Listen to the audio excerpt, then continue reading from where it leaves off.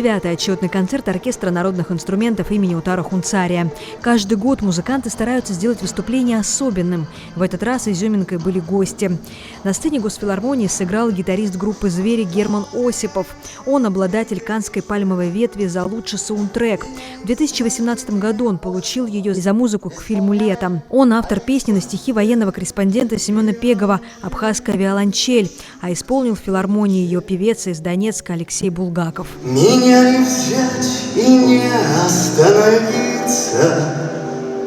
Во тьме звучит пронзительней, чем выстрел. Абхазская виолончель. И в этом...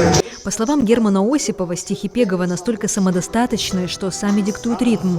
Музыканту нужно его лишь уловить и оформить. Семен написал стихотворение об Абхазии, поскольку с этими местами он постоянно про них рассказывает, постоянно с большой любовью об этом говорит.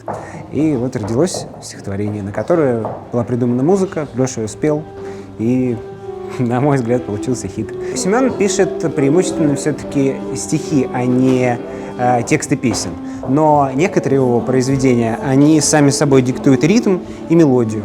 То есть нужно просто ее поймать, и из этого получается хорошая песня. Как говорит Алексей Булгаков, для него исполнять песню про Абхазию с абхазским оркестром – большое удовольствие и огромная ответственность.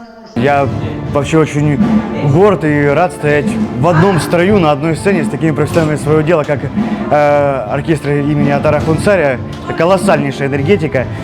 И вообще, в принципе, я второй раз уже в Абхазии, я много узнал, относительно много о культуре абхазского народа, о ее истории, поэтому я чувствую огромную ответственность, конечно, перед публикой. Музыканты оркестра народных инструментов познакомились с российскими коллегами в Донецке, на Квартирнике. Как рассказывает худрук оркестра Денис Аруха, там и было принято решение выступить вместе.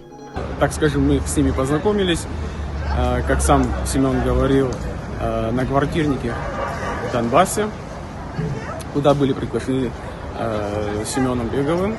Вот. И сегодня они нас порадовали своей игрой тоже. По словам Дениса Аруха, каждый отчетный концерт они стараются сделать не похожим на другой, постоянно внося какие-либо новшества.